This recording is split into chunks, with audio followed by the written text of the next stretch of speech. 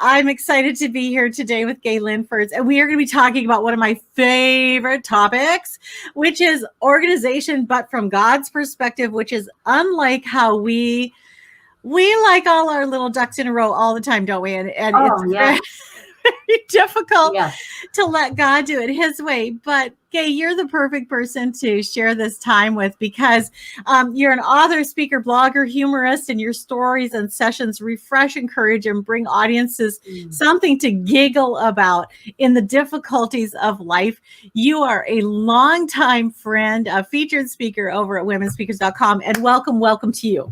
Thank you. I'm so thrilled to be here. Thank you, Marnie. Thank you. Well, I'm excited to have you and so looking forward to this time because I do so love talking about organization. And the title of this exact program is Getting My Ducks in a Row, which is the name of your new book. Yay. Woohoo. There it is. Yes. And we're going to talk about spiritual organization in a chaotic world. And this is, I want us to just start right off the top with the beauty of a God-led life and how this differentiates from us like trying to get our ducks in a row without God. Yeah. I think so often we try and live and do and show up in using only our strengths and our gifts, right? And when we do that, we miss out on all the resources that God has behind us that he wants to live through us and show. So yeah, when we strive and we try and control and we try and fix, we miss out on God's blessing. And it's through his blessings and his resources that we can show up and do and fix using his strength. Yeah, I like to say that I can do it pretty good some of the times, maybe okay. and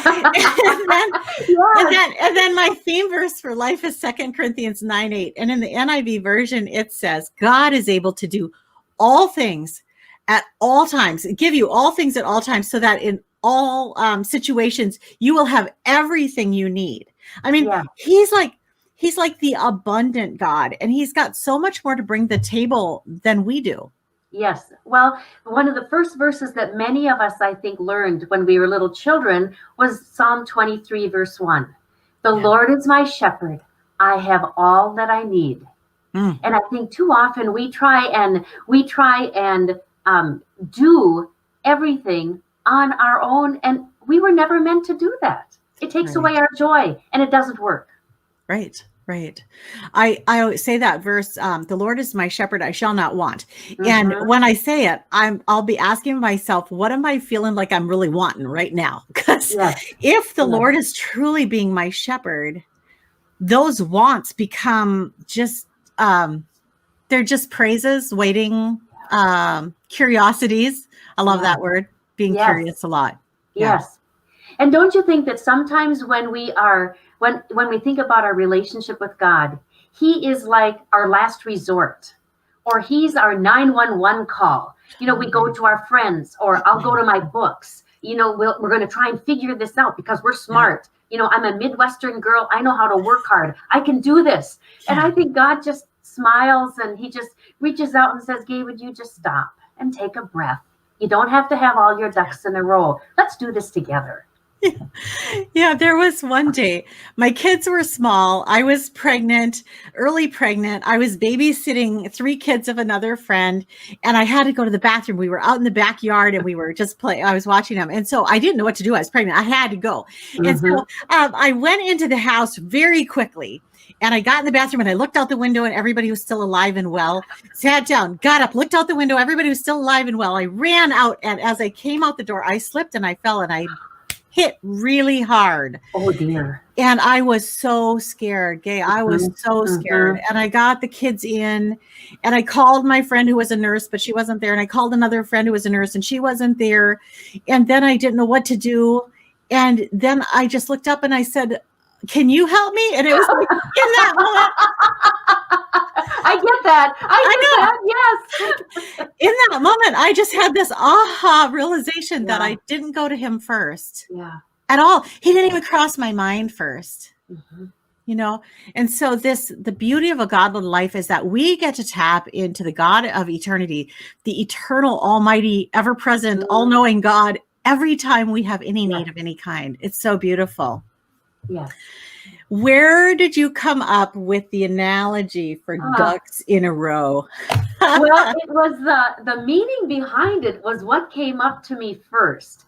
As I think you know, Marnie, I've been a primary caregiver for my mom who had Alzheimer's for about 6 years. So I stayed a lot of the time at her apartment, and then I'd come home every couple days and spend a day or so. My sisters and I would help out. But I realized during that there was a lot about that, especially during the last year, that I could not fix. Right. Alzheimer's is a terrible, sad awful disease. So I couldn't make it right. I couldn't fix it. Right. And I was working full time and speaking and writing. And I realized I can't do this. You know how, I do this thinking I'm trying to gather all my ducks, and I would find myself saying to my husband, Steve, I can't do this. And as I started, I thought I need to write the book that I need to read right now. Mm-hmm. And I realized as I was writing, it's like I would find myself saying, I can't get my act together. I just can't get my act together. I can't get my ducks in a row. And then I started thinking, who could get their ducks in a row? I mean, that's almost an impossible task. Right? So why do I keep trying? So that's how I came up with the name, was realizing I can't get my ducks in a row. So God, what are you teaching me in this? Because I can't. How many of the stories that you include in here happened actually during the writing process?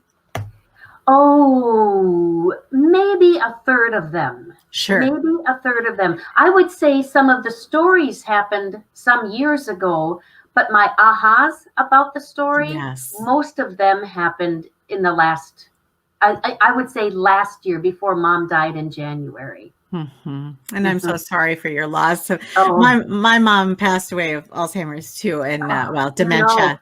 It is so sad, isn't it? It's just anybody out there who's going through this, we just feel your pain, and it is truly a sense of almost daily grief of another loss. It is. Yeah. And like you just said too, if there are people out there listening who are taking care of parents or watching parents with dementia or Alzheimer's, may I just say to you, friends out there, you don't have to have your act together. Show yourself some grace. Yeah. God doesn't expect you to do this all on your own. It's okay. Yes, you're going to mess up, and God shows you grace. I think, and I'm sure that you experience this too, because Gaye, I know that you are a woman who really depends on God as you go through your life. But I know what we experienced with my mom was that when we would have desperate needs, he would be there for us and we wouldn't know. But then someone would speak a word, or someone would do something or make an offer, or it was very supernatural. Yeah, I agree. And I think in addition to seeing those supernatural blessings come my way, the other supernatural piece that I experienced was I gave up my desire to have control, and I chose to reach out and ask for help. I remember the first night that I emailed my my little prayer group, and it was the first time that I'd done this, and I said, I feel so alone and I don't know what to do. And I just left it at that.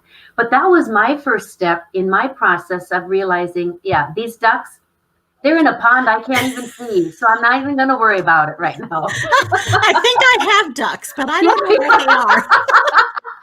Yes. Yeah.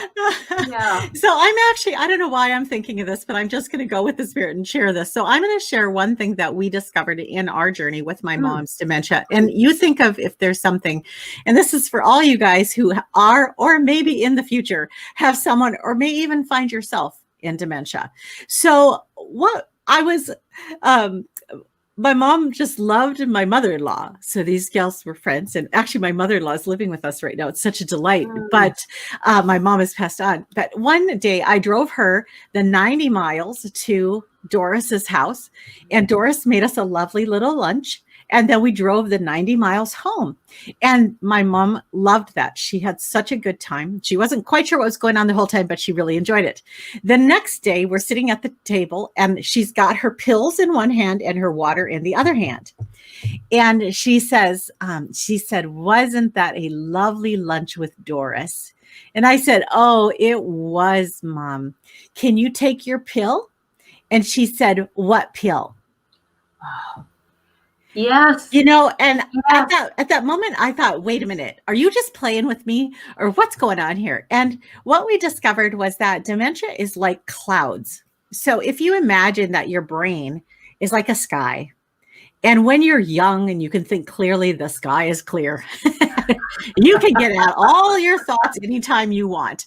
But as you get older, and even as dementia sets in, clouds come and they cover entire sections of your thoughts for long periods of time.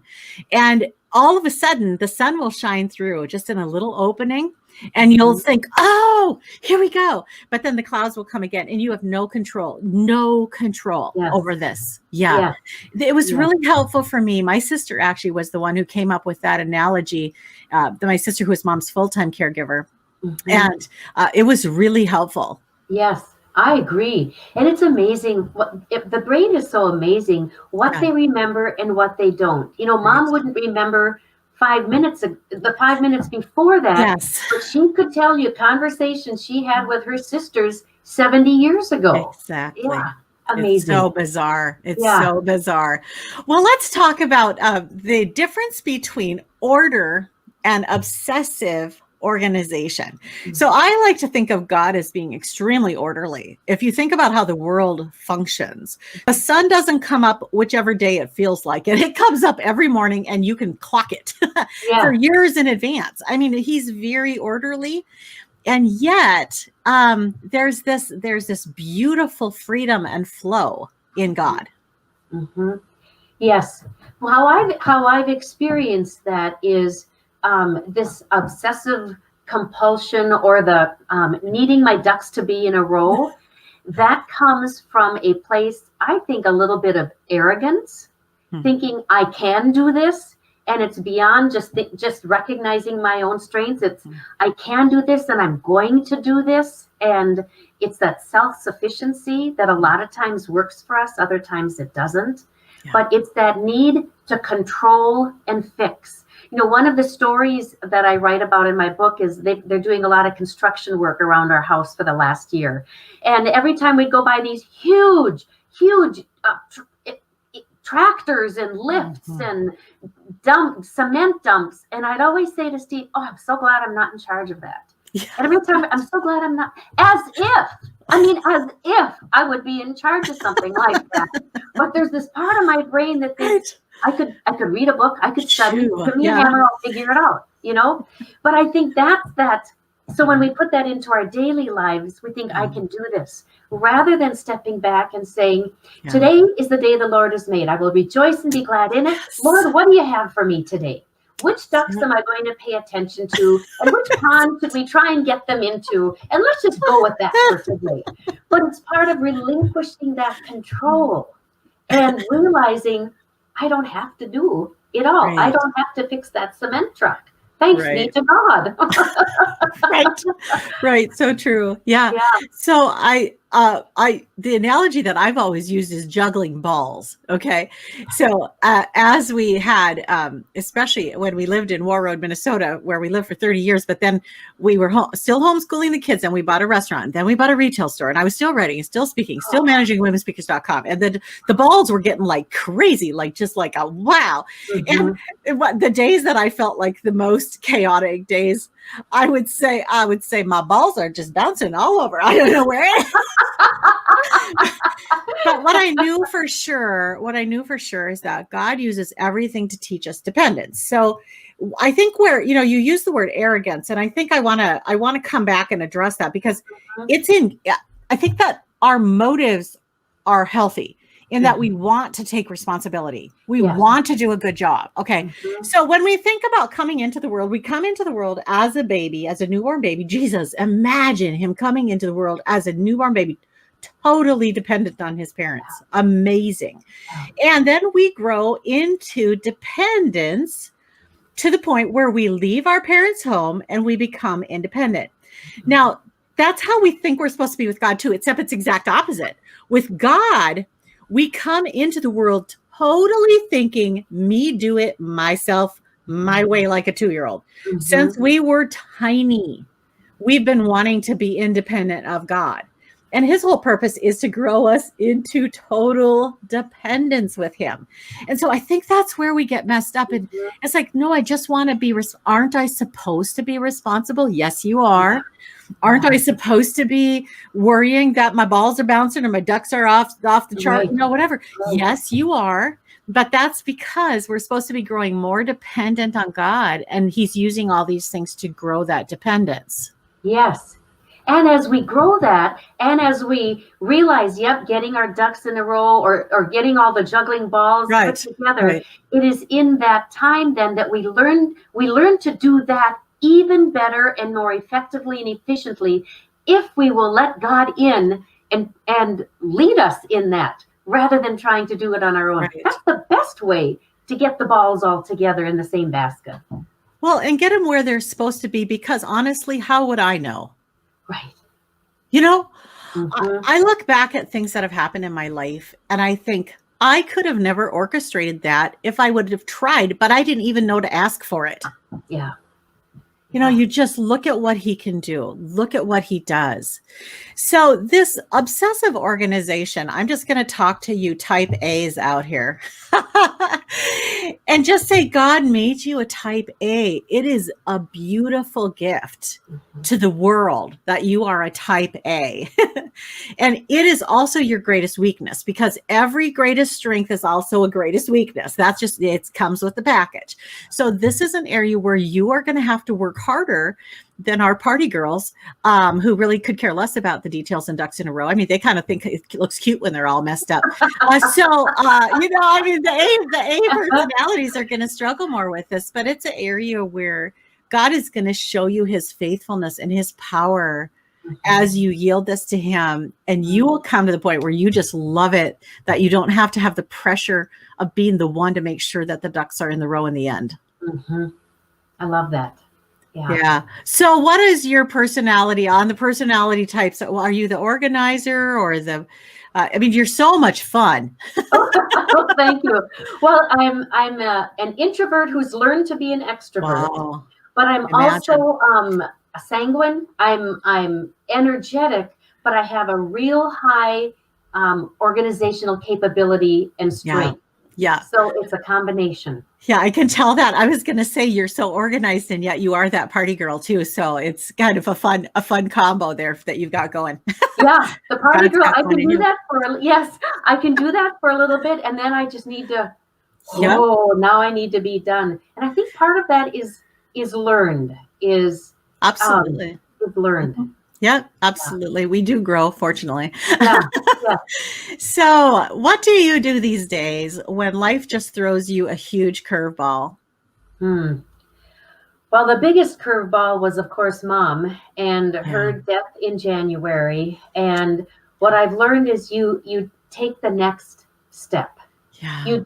I could not think about down the road. I just thought about, what do I need to do next?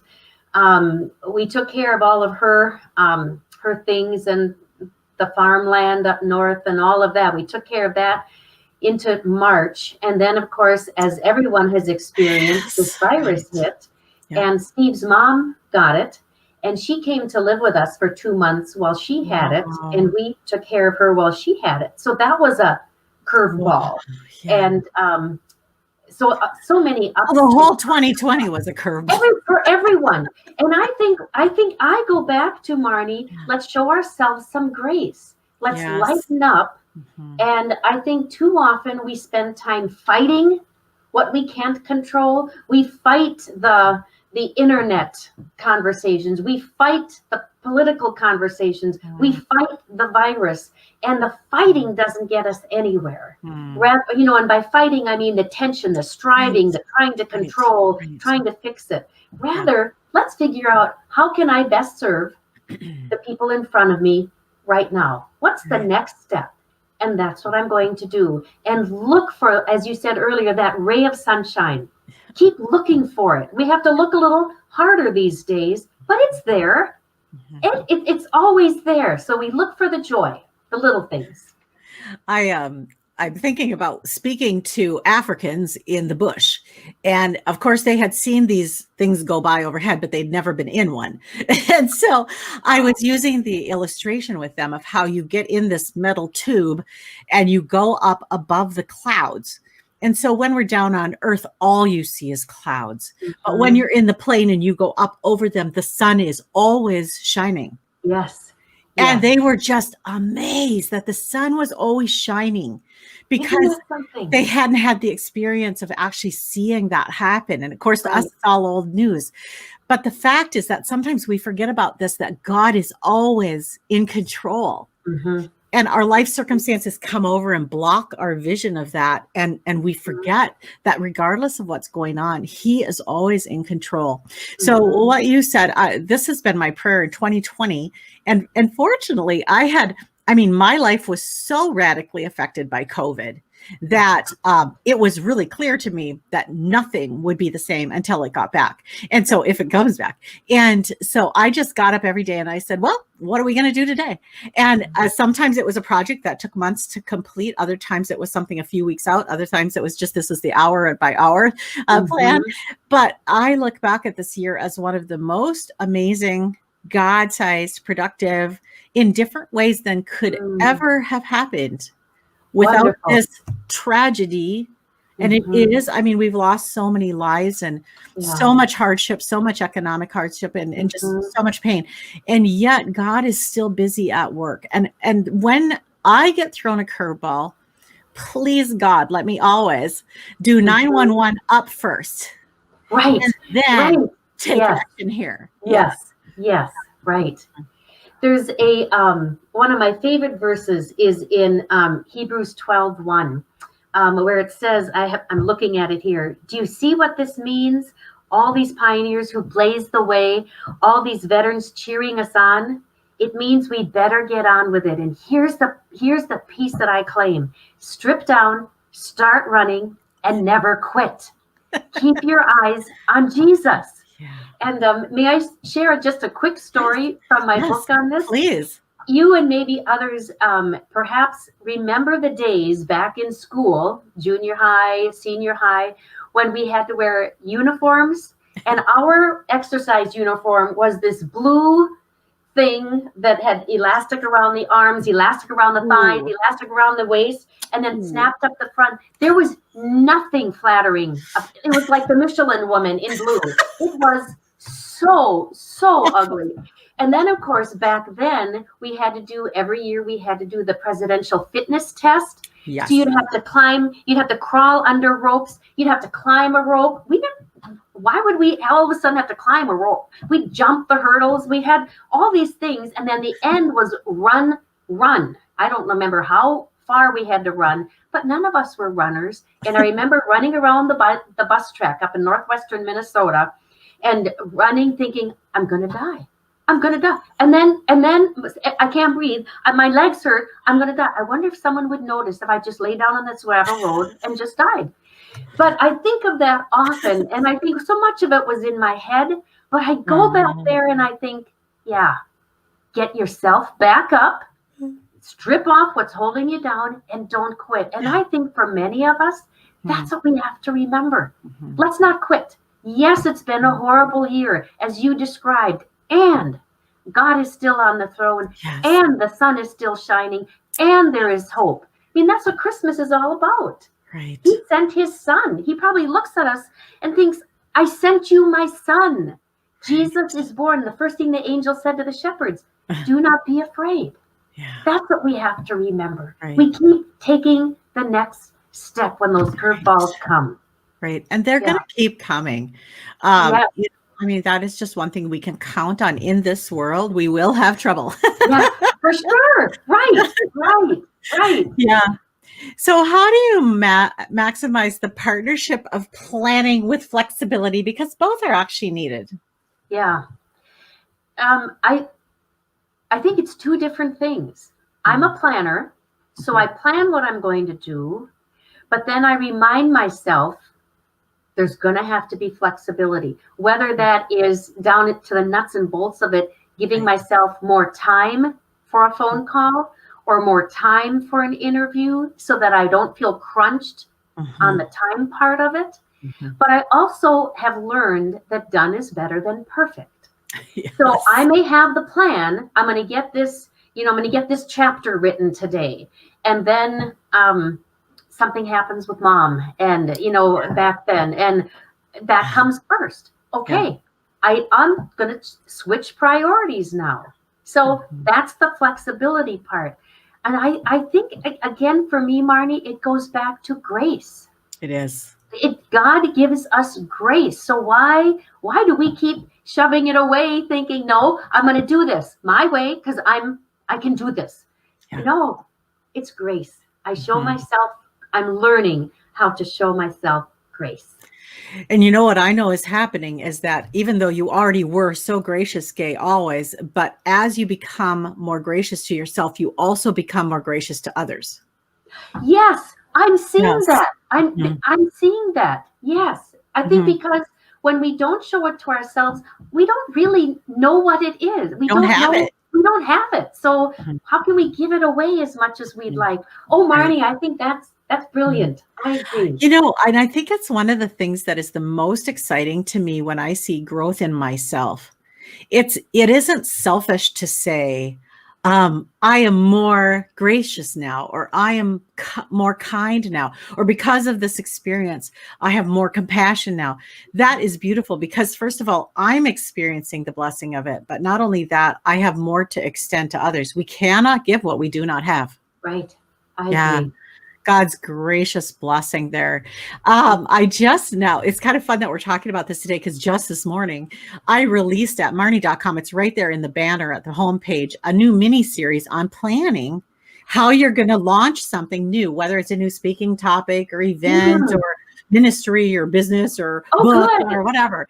Anyway, this point about planning and flexibility is so important. And I had the wonderful opportunity to be raised by a mother who was very, very organized, a super planner, as well as very flexible. And what she would always say is the reason I spend so much time planning is so that I can be so flexible in the moment. Oh, yes. So yes, there are two different things. You've got the planning. And then you've got the privilege of being super flexible because you actually did the legwork that positioned you to be able to flow with pretty much anything. Okay, so that didn't work. Whatever. It is not going to be perfect here on earth. Every once in a while, something will be perfect. I remember sitting next to the worship leader at the church that we attended for many years. And he is just like this amazing musician, fantastic. And every once in a while, I think only twice that I remember, after service, he would look at me and I was at the keyboard and he was at the piano. He'd look at me and say, I think that was just about perfect. But he was used to having to perform at a perfect level. He had to train to be perfect. You don't get to be a recording artist or whatever and make a lot of mistakes. You just don't get to that level making mistakes. And so his norm for performance was perfect. But he realized that most Sundays weren't going to be perfect. And isn't that awesome? Yes. I mean, all of that talent poured into such an imperfect combination of volunteers singing and people. People. How much of this balance between the perfection and the flexibility, how much of it is in our heads, do you think? And how much of it is in our hearts? Like, how do we find the right combination between the two? So here's my understanding of it is that God is perfect and he calls us from the time we are born to perfection. In fact, in the Bible, it says, be ye perfect, even as I am perfect. And I think to me, the way that verse makes sense is it's a father with his little newborn baby.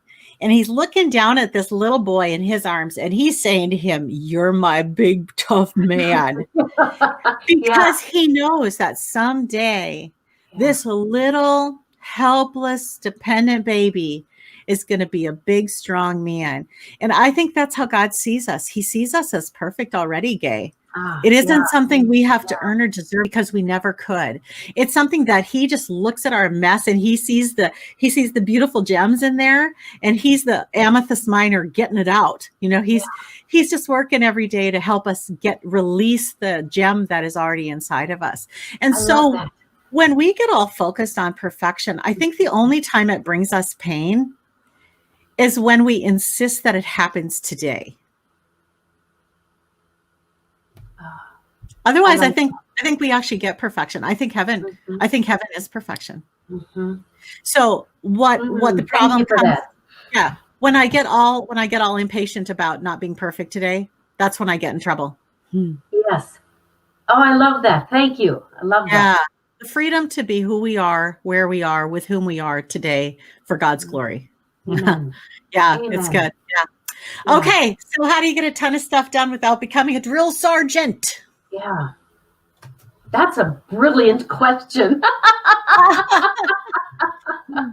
I think part of it goes back to our minds, how we think about the work in front of us.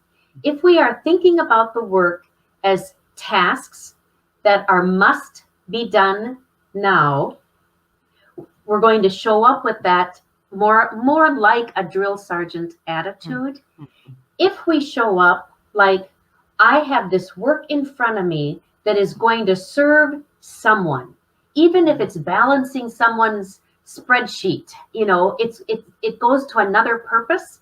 If we are looking at it like, this is a work in front of me that I'm going to do to serve someone else, and I'm going to do it to the very best of my ability in the timeline I've been given, I'm going to serve that way, because this is what God has told me to do today. I think it's a head thing for me anyway. What about you? So 2 stories are coming to mind. One is about Cecil Murphy and the other is about a restaurant. So if I forget one of them, you help me remember. Okay. Yes. So first, Cecil Murphy has written over 100 books, many bestsellers. And he told me that at one point he couldn't write very well. He was like having writer's block because he'd had some bestsellers and now he felt like he had to produce this amazing, awesome work every time he wrote anything. And it just shut him down. He couldn't function anymore. So he said what he had to do was he got to the point, the privilege, and I said had to, but it's a privilege to get to the point where he just said, I'm just going to do my best and I'm going to let God take care of the rest. And he went on to write many more bestsellers and many books that were not bestsellers. Okay. So that's the reality of it. We don't get to pick which ones are bestsellers or not. You just come to the table with the tools God's given you today and you do what you're supposed to do.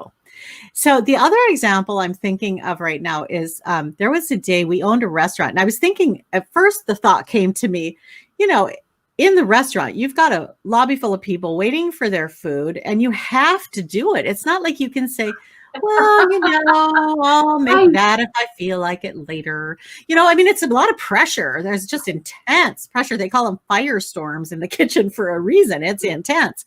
Well, this one day I was feeling sick. I was really not well. And I covered, you know, called somebody. They went in.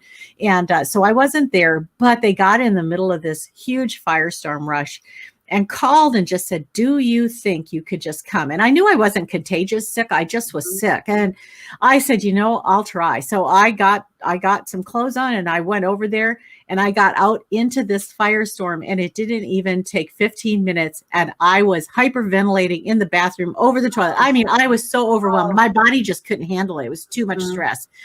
Anyway, I'm in the bathroom at the restaurant. I'm in the bathroom laying on my back on the floor with my feet up on the toilet lid, trying to get some circulation going so I could breathe. And in that moment, one of the gals who was working came in the back and she goes, Marnie, your doctor is out in the lobby. Do you want me to have her come back and talk to you? And I said, that's amazing. Yes. Because I wasn't sure if I should like go to the ER. Right. I Right. couldn't, Oh I was my. just overwhelmed. So she comes, it was a single stall bathroom. It was just for the employees. So she comes into the bathroom door, and with her is the male intern that she's training in that day. Hello, nice to meet you. I know.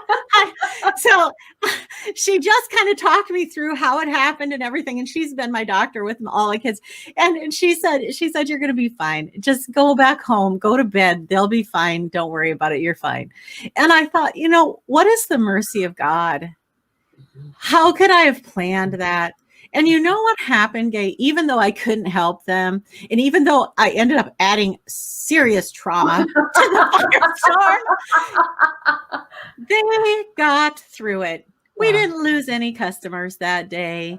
We make it into this, it's like you said, we make it into this big head game about how it's all about me, my performance, my perfection, all of that. And it's never about that. It's all about you and Jesus walking through today, him living through you, loving people through you.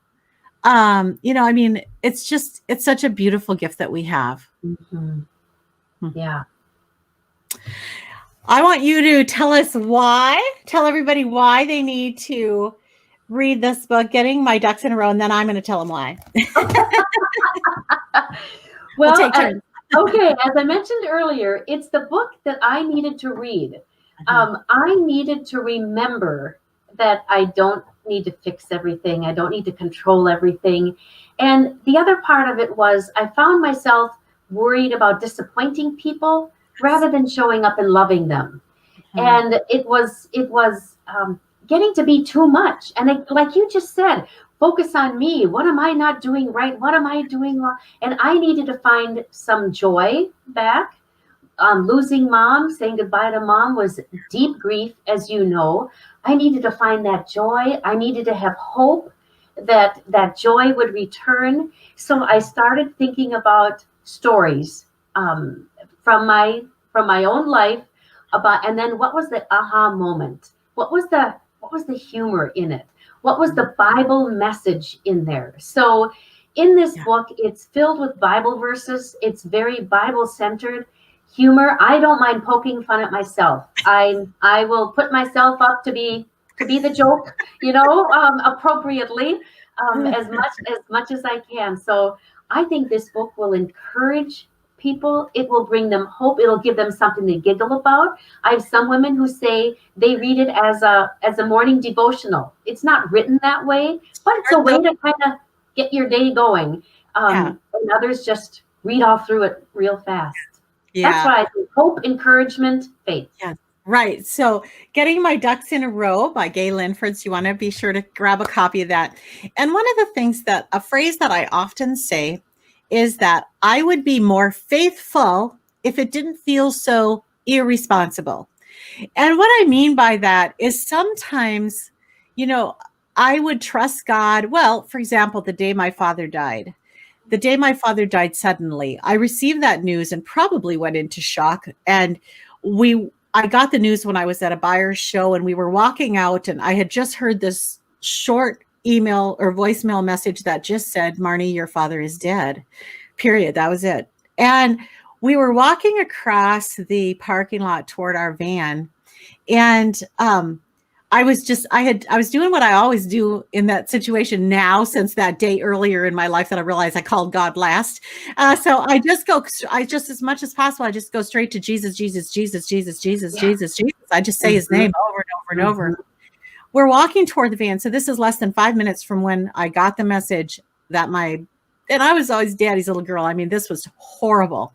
And we got almost to the vehicle, and all of a sudden God just put a thought in my mind, and it changed how I grieved. And I looked at my husband and I said, "Oh, wow, Dave, if this is true that my father is dead, then that means that he got exactly what he asked for his whole life." There were 4 girls and no boys in our family. And he would often say to us, "I sure hope I don't have to get old and become a burden to you girls." And Gaye, in that moment, I can tell you that was not what I wanted to hear. I did not want him to get his way. I wanted my way. I wanted my daddy with me for a lot longer. It was But no burden to you. I realized in that moment that God had answered his prayer exactly the way he wanted it. There was no time for any kind of burden because he was just alive and then he was gone. And I remember thinking, though, as I was with other people who were deeply grieving the normal way, I feel like I could be more faithful here if I didn't feel so irresponsible. Like if I didn't feel like I should be crying more, carrying on more, whatever. But in that situation, I learned that actually I could be very comforting, be very present there for the other people who were grieving without experiencing their same level of grief. I could experience the healing God had graciously given me. And it wasn't that I didn't grieve. I just didn't grieve the way I would have. And so I just, as you guys go through this book, getting my ducks in a row, I know that you are going to come to more of a comfort level with this concept of receiving grace and actually living it out, even if it looks irresponsible to some people and they can't understand how you can be so laid back when your balls are bouncing all over or you don't even know where your little duckies are. You know, I mean, this is where God puts us sometimes. And by God's grace, we can be at peace in those moments. And I really believe that your book is going to help a lot of people move out of this anxious, worrying, over-organized situation into more of a peaceful, joyful experience. So thank you for writing it. Thank you for those words, Marnie. That encourages me. Thank you. I love that story. Thank you for that. Well, I love you, and I love what God continues to flow through you. If you guys aren't familiar with Gaye already, you really need to get to know her and her ministry. Go over to her website at gaylindfors.com. Also, she's available as a speaker, of course, online or on premise for hybrid or on premise events coming up now in 2021. And you can learn more about her at womenspeakers.com and her availability over there. Gaye, thank you so much for being here. God bless you. Thank you, Marnie. Thank you. God bless you too. Thank you.